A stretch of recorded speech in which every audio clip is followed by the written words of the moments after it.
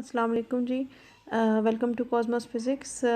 आप लोगों से वीडियो स्टार्ट करने से पहले छोटी सी रिक्वेस्ट है कि अगर आप इस चैनल पर नए हैं तो प्लीज़ सब्सक्राइब कर दीजिए और बेल का आइकन भी दबा दीजिए। चलें जी, फिर स्टार्ट करते हैं कि आज हमारा जो हमारी वीडियो का जो हमारा जो टॉपिक है वो है जी particle in a simple harmonic motion. ठीक है, अब ये सिंपल हार्मोनिक मोशन का थोड़ा बहुत कॉन्सेप्ट जो प्रीवियस कॉन्सेप्ट्स हैं उनमें इसी तरह से हम इसको डिफ़ाइन करते हैं कि इस सिंपल हार्मोनिक मोशन में हम एक मास एंड स्प्रिंग सिस्टम को कंसिडर करते हैं जिसके ऊपर हम हुक्स लॉ को अप्लाई करते हैं। हुक्स लॉ हमारे पास जो है ये F is equal to minus k x होता है। ठीक है, और मास स्प्रिंग सिस्टम में जब हम इसको अप्लाई करते हैं तो ये जो टोटल फोर्स इसके ऊपर जो अप्लाई हो रही है by Newton second law of motion, तो ये हम दोनों फोर्सेस को क्या कर दिए, रिस्टोरिंग फोर्स है आपके पास बेसिकली। ठीक है, ये वाली, और ये जो माइनस साइन है ये इसकी अपोजिट डायरेक्शन को शो कर रहा होता है, जिसकी वजह से जो मास है स्प्रिंग के साथ वो ऑसिलेट करता है अबाउट इट्स मेन पोजीशन। ठीक है, तो ये इनको कंपेयर करने के बाद हमारे पास ये जो इक्वेशन है ये कुछ इस तरह से बन जाती है। ठीक है, अच्छा जी, उसमें फिर हम इसमें से हम क्या करेंगे, एक्सेलरेशन को हम जो है वो बाहर निकाल लेंगे, और हम ये भी जानते हैं कि एक्सेलरेशन हमारे पास किसके बराबर होती है, rate of change of velocity. ठीक है, अब इसको हम इस तरह से भी लिख सकते हैं, और वेलोसिटी को भी हम आगे से जो है वो भी आगे से डेरिवेटिव है पोजीशन का, तो इसको हम एक्सेलरेशन को हम फिर डबल डेरिवेटिव की फॉर्म में भी लिख सकते हैं। ठीक हो गया। अब हम क्या करेंगे कि इन दोनों इक्वेशंस को क्या कंपेयर कर देंगे, और कंपैरिजन के बाद हमारे पास जो इक्वेशन आएगी वो कुछ इस तरह से आएगी, ये d square x divided by D T square is equal to minus k over m into x. और हमने ये जो कांस्टेंट है के ओवर एम, इसको हमने ओमेगा स्क्वायर के इक्वल लिया है कि अपने हमारा जो हम जो एक्सपेक्ट कर रहे हैं कि हमारे पास जो सोल्यूशन आए इसका, उसको सिंपल फॉर्म में लाने के लिए, इसको बजाय से कि हम ओमेगा से के इक्वल लें, हमने इसको ओमेगा स्क्वायर के इक्वल ले लिया। ठीक है, अच्छा जी, फिर हमारे पास जब हम के ओवर एम की जगह वाई ओमेगा स्क्वायर को पुट करेंगे तो हमारे पास जो इक्वेशन आएगी वो D square x divided by D T square is equal to minus omega square X आ जाएगी। Now we seek the function whose second derivative is same as the original function with negative sign and multiplied by omega square. ठीक है, तो trigonometric function, ऐसे हमारे पास function trigonometric functions ही हैं, कौन से, साइन और कोसाइन, जो कि इस तरह का बिहेवियर जो है वो एग्जिबिट करते हैं कि वो आपको साइनसोइडल जो ये साइनसोइडल फंक्शंस होते हैं इसकी आपको साइन वेव देते हैं। ठीक है, तो following cosine function is a solution to the differential equation. ये जो हमारे पास एक डिफरेंशियल इक्वेशन जिसको ये आपके पास डिफरेंशियल इक्वेशन है, सेकंड ऑर्डर डिफरेंशियल इक्वेशन, इसको सेकंड ऑर्डर क्यों कहा गया है, क्योंकि इसके ऊपर 2 है, 2 की पावर में है। ठीक है, ये सेकंड ऑर्डर डिफरेंशियल इक्वेशन है आपके पास। तो इसका जो सोल्यूशन हम एक्सपेक्ट कर रहे हैं, जो हम इसका सोल्यूशन जो हम हमारे पास है वो आएगा x of t is equal to a cos of omega t plus phi. ठीक है, ये क्वेश्चन नंबर 3 आ गई आपके पास। अब यहाँ पे इस इक्वेशन में ए, ओमेगा और फाई जो है वो क्या है, कांस्टेंट है।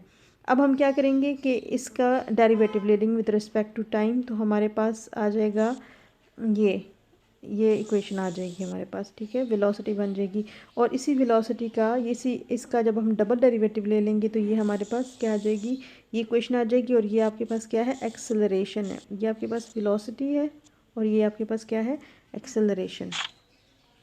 अच्छा जी, अब हम क्या करेंगे कि ये जो डिफरेंशियल इक्वेशन थी और ये जो लास्ट में हमारे पास इक्वेशन आई है, इक्वेशन नंबर 4, इसको हम क्या करेंगे, आपस में कंपेयर कर देंगे, और जब हम कंपेयर करेंगे तो हमारे पास आएगा जी D square x divided by D T square is equal to minus omega square into X आ जाएगा। ठीक है, to give the physical significance to these constants, अब इसके अंदर जो कॉन्स्टेंट्स हैं वो कौन कौन से हैं, ए है एम्पलीट्यूड, ओमेगा है एंगुलर फ्रीक्वेंसी, एंड फाई है, इसको हम फेज़ बोलते हैं। ये आपके पास क्या है, कॉन्स्टेंट्स हैं और इनको फिज़िकल सिग्निफिकेंस देने के लिए हम क्या करेंगे, इनको हम ग्राफिकली रिप्रेजेंट करेंगे और हम जो ग्राफ प्लॉट करेंगे वो एक्स और टी के दरमियान करेंगे, x as a function of t. अच्छा, यहाँ पर हमारे पास जो एम्पलीट्यूड है वो क्या है, ए है, और एम्पलीट्यूड होता क्या है, the maximum displacement of the particle from its mean position either in positive or in negative direction. Now the constant omega is angular frequency. अब यहाँ पे हमारे पास जो ओमेगा है वो क्या है, एंगुलर फ्रिक्वेंसी है। और ये एंगुलर फ्रिक्वेंसी का जो यूनिट होता है वो क्या होता है जी, radians per second. Angular frequency is the measure of how rapidly oscillations occur. और हम ये भी जानते हैं कि omega is equal to K over M, ये हमारी प्रीवियसली हमारी नॉलेज में है। तो constant phi is called the phase constant. अब ये जो हमारे पास फाई है ये फेज कांस्टेंट है at T is equal to zero. If X is equal to A then the particle is maximum position, then phi is equal to zero. No the quantity हमारे पास जो ओमेगा टी प्लस फाई है is phase of the motion. As the function x of t is periodic then its period is 2 pi. मतलब हर 2 पाई के बाद ये अपने आप को क्या करेगा, रिपीट करेगा इक्वल इंटरवल ऑफ टाइम। ये हमारे पास पीरियोडिक मोशन की डेफिनेशन है कि ऐसा मोशन जो अपने आप को एक ख़ास इंटरवल ऑफ टाइम के बाद दोबारा से रिपीट करे, रिपीट इटसेल्फ। ठीक है, तो यहाँ पे इसका जो पीरियड है वो 2 पाई रेडियन है। तो हर 2 पाई रेडियन के बाद ये अपने आप को क्या करेगा, रिपीट करेगा।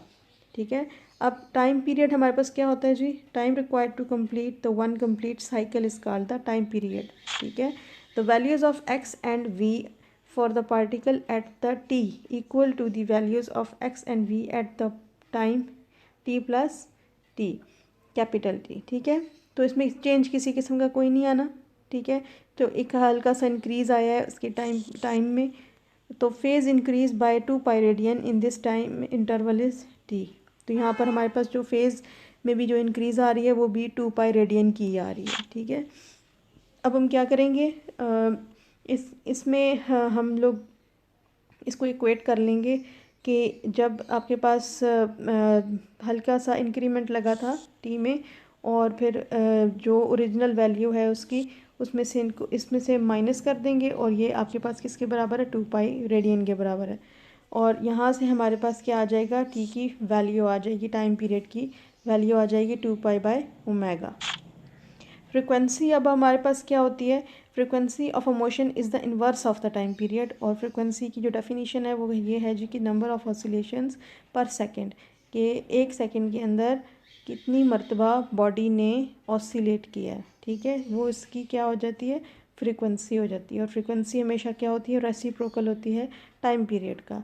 और इसको फिर हम लिखते हैं F is equal to 1/t और हम जानते हैं टी की वैल्यू, तो वो इसके अंदर हम पुट करेंगे तो हमारे पास क्या आ जाएगी, फ्रीक्वेंसी आ जाएगी। यूनिट ऑफ फ्रीक्वेंसी हमारे पास क्या होता है, साइकिल पर सेकंड, या इसको हम हर्ट्ज़ पे भी मेजर करते हैं और इसको हम इस तरह से डिनोट करते हैं। Now rearranging the equation. अब इस इक्वेशन को अगर हम रीअरेंज करें तो हमारे पास omega is equal to 2 pi F हो जाएगा, या एफ़ की जगह हम 1/t भी लगा सकते हैं, ये वाला। और मैं जहाँ पे हमारे पास हम ये भी जानते हैं कि ओमेगा हमारे पास किसके बराबर होता है, √k/m के बराबर होता है।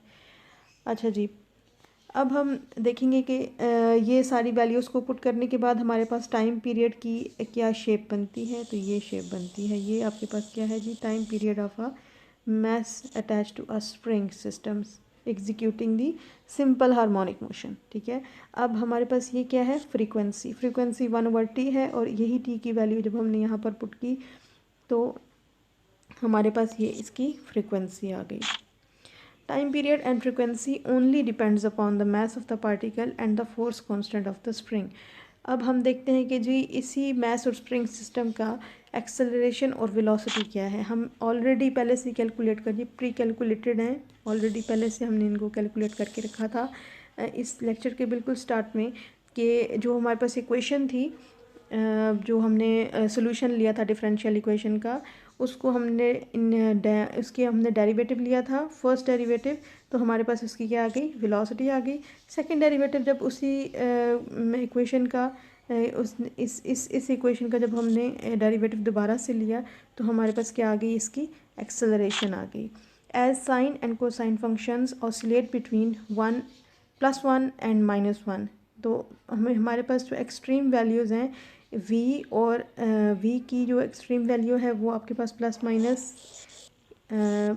ओमेगा ए है, और जो एक्सेलरेशन की हमारे पास जो एक्सट्रीम वैल्यू है वो प्लस माइनस ओमेगा स्क्वायर ए आ जाएगी। ठीक है, तो फिर हम देखते हैं कि ये जो वेलोसिटी है मैक्सिमम, इसको हम किस तरह से लिखेंगे।